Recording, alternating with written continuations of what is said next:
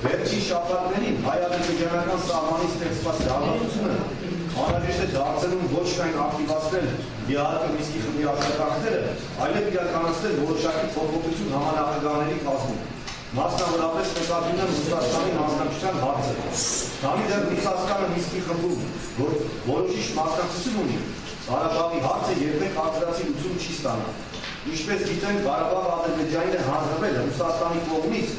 1920 օգոստոսի 24-ի ռուս-թուրքական նախաստորագրված համաձայնագրով, ինչը պաշտոնապես վավերացվեց և գործադրվեց 21 թվականի մարտի 16-ի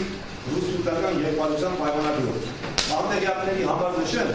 որ այդ պայմանագիրը գործում է առ այսօր և Ռուսաստանը Մինսկի խմբի համանախագահներից միակն է, ով Թուրքիայի առաջ պարտավորված է Ղարաբաղի խնդիրը լուծել օգուտ Ադրբեջանին։ Հիշեցնեմ նաև, որ Ելցինն ու Սուլեյման Դեմիրելը 1986 թվականի Մոսկվայում նշեցին ռուս-թուրքական այդ պայմանագրի 70-ամյակը, շեշտելով իրենց հավատարմությունը պայմանագրին։ Նույնը դեր ունեցավ 2015 թվականին, երբ Մեդվեդևն ու Էրդողանը դարձան Մոսկվայում, նշեցին այդ պայմանագրի 90-ամյակը։ Քանի դեռ Ռուսաստանը չի հրաժարվել ռուս-թուրքական այդ պայմանագրից, ապա իրավունք չունի Մինսկի խմբում հանդես գալ որպես հաշտարակ։ Ռուսաստանը Մինսկի խմբում չի կարող հանդես գալ ոչ միայն չեզով, անկողմնական դիրքերից, այլև ամեն կերպ ձգտելու է Ղարաբաղը հանձնել Ադրբեջանին։ Ես չեմ կարող ենթադրել, թե որքան արտարացի կլինեն Մինսկի խմբի ֆրանսիացի և ամերիկացի համանախագահները Ղարաբաղի հարցում, բայց միանշանակ կարող եմ պնդել, որ Ռուսաստանը հանդես է գալիս միմիայն Ադրբեջանի օգտին, առաջնորդվելով 21 թվականի ռուս-թուրքական պայմանագրով ստացած պարտավորություններով։ Փաստորեն կարելի է պնդել, որ Մինսկի խմբի համանախագահներից մեկը հենց Թուրքիան է, իսկ Ռուսաստանը այդ խմբում հանդիսանում է ընդամենը որպես Թուրքիայի շահերի ու տեսակետների խոսափող։ Սա նկատի ունեմ, եթե ինքը մասնակցում է պարտավորություններով 21 թվականին ու առաջնորդվում է ռուս-թուրքական պայմանագրի կետերով, այդտեղ էական չի։ Այդ պայմանագիրը ներկայացնում է մի կողմը Ռուսաստանը, դեռ մյուս կողմը Թուրքիան, առաջնորդվել է Լենին-Քեմալ պայմանագրով։ Դրա համար նույն Թուրքիան կամ Ռուսաստանը ստեղծան նույն սիտուացիան այլ, որտեղ նրանք աշխատանքված է այդ պայմանագրով հանդես գալու։ Այս ամենը շատ լավ հասկանում են Հայաստանի իշխանությունները, բայց լրում են, քանի որ Մոսկվայի դրացումները, եթե Սերժ Սարգսյանն ու Էդուարդ Նալբանդյանը դեռ իրենց հավաքված դավաճաններ չեն համարում, ապա պետք է ԵԱՀԿ-ից պահանջել, որպեսզի Ռուսաստանը որպես կողմնակալ և շահագրգիռ երկիր հեռացվի Մինսկի խմբի համանախագահների կազմից։ Ռուսաստանի փոխարեն թող լինի միայն եվրոպական երկիր։ Նաև կարծում եմ, որ այսօր շատ հարմար է, որպեսզի Սերժ Սարգսյանը Սոչիում Պուտինի ներկայացնի Ռուսաստանի մասնակցության աննպատակահարմարության հարցը վերենշված պատճառներով և հանձնարար Էդուարդ Նալբանդյանի համապատասխան փաստաթղթերի նախապատրաստումը Ռուսաստանի որպես շահագրգիռ և կողմնակալ երկրի Մինսկի խմբից հեռացնելու համար։ Ու նաև ուզում եմ ավելացնել բանավոր մի քանի խոսք, որ Սերժ Սարգսյանը, Էդուարդ Նալբանդյանը ու նմանները հույս չունենան, թե 1920 թվականին հայ դավաճանները երբ որ ծախեցին Նախիջևանը, Ղարաբաղը կամ Բարսու Արգանի մարզերը Թուրքիայի ադրբեջանցիներին ռուսների հանձնարարությամբ ու ամենացին անպատիժ, նույնիսկ կայսրության մեջ Նիկոլայանները դաժե բարձր պաշտոն ստացան, որ սրանք այդ հույսը չունենան, թե իրանք այդ ծախսերով Հայաստանը վաղ է ձևի ճակատագիր ունենալու, որպես դավաճան բարձր պաշտոն է ունենալու։ Ստե միակ նկատություն կա, որ ուզում իջացնեմ։ Այն ժամանակ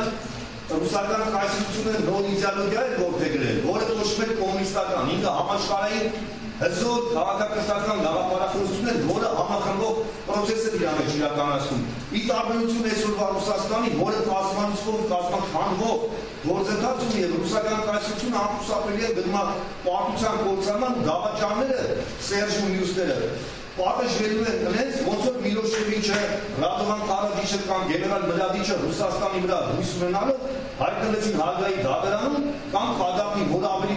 վատ ճակատագրի արժանացավ, ուզեմ ասեմ, որ Սերժը հույս չունենա, թե Նիկոլայի ճակատագիրը իրանց սպասում է, իրանց սպասում է Միլոշևիչի ճակատագիրը, ու որպեսզի ավելի հասկանալի լինի, թե ես ինչ նկատի ունեմ, երբ որ ասեմ 20-րդ դարի Ռուսաստանը այլ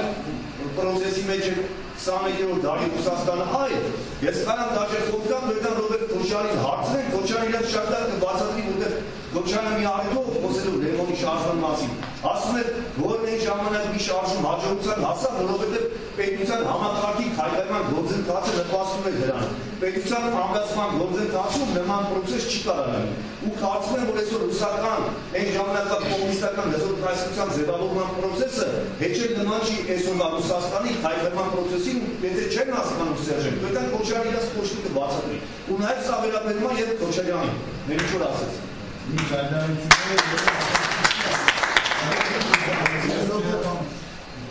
Ես կոնկրետ ուզում եմ խոսամ այս դատավարության մասին, որովհետև անցած նիստին չուզեցա ելույթները իշխմտքերը հավաքելու խնդիր կա։ Ես ուզում եմ ստեղ կարևոր նրանց իրավիճակը ստեղծվել, որ վկաներ են գալիս, որոնք ոչ մի բան չեն հիշում, ոչ մի բան չեն տեսել, ոչ մի բան չեն տեսել, իրանց ինչ ասել են, ինչ իրանց ժամանակին սուսմունքի մեջ գրել են բոլոր նախադասությունները մի հատ ընդունում ադվոկատներին նո բան անել են ուսումնասիրեն սա նույն տեքստով, նույն բառերով, նույն պարբերություններով գրած են մարզանքներն ախոքած։ Դա ինչ եմ ասում, որովհետև արդեն այս դատավարությունը դարձել է մի հատ ֆարս, որը չեմ մանում շարունակում ոչ մեկին լսի դուր չի գալիս։ Եվ ամենակարևորը որ Օսիպյանը ստեղ որ ասեց 6 հոգի հաստորեն քաղաքացիական համազգեստով պրոֆեսիոնալ սադրիչներ են եղել, որոնք հրահարել են անկարգությունները, այսպես ասած։ Ու ես ստեղ ավելի շատ իմ ընկերներին եմ մեղադրում, հատկապես Վայկին ու Աբուին, որ Վայկը լինելով գործված հետախույզ թույլ է տալու, որ հետևից իրան մոտենան հերիք չի ու մի բան են գրկել, ու չի հայտնաբերում սադրիչին ժամանակին։ Իսկ Աբուջան դու ուշացար իներ,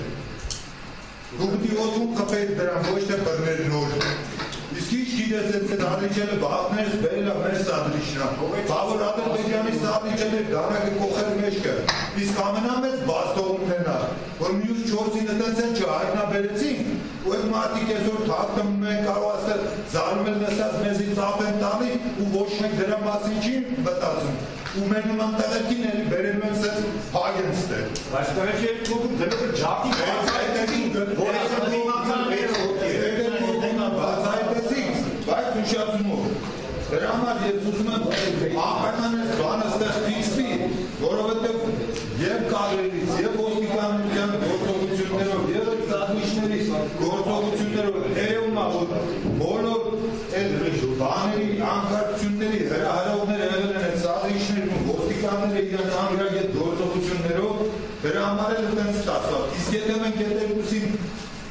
չհասցնենք, վնասած դարձեին, նրանք այդպես թաքնվելու էին ու ամբողջ մեղքը նորից մնալ մեր վրա։ Մարդկանց հայտնաբերել ենք չեն կարող թե ոչ մի բան ապացուցեն, ինչի մասն է խոսքը։ Դրա համար այս երկրում չկա արդարություն, չկա արդարադատություն, կա ընդհանրապես մի հատ արդարադատության նախարարություն, որը ունի բազում հիմնարկներ, որտեղ խաղում է մեր նմաններին, ու մի հատ նեղություն չի քաշում իրան, դարձնա ոնց են ապրում այդ մարդիկ ընդդեմ։ Այդքան հասարակական կազմակերպություններ, իրավապաշտպան կազմակերպություններ կան, մարդուհիլավների չգիտեմ ինչ կան։ Նա տեկեք նայեք ոնց են ապրում ընդդեմ։ Բացի բերդում դրանից լավ է։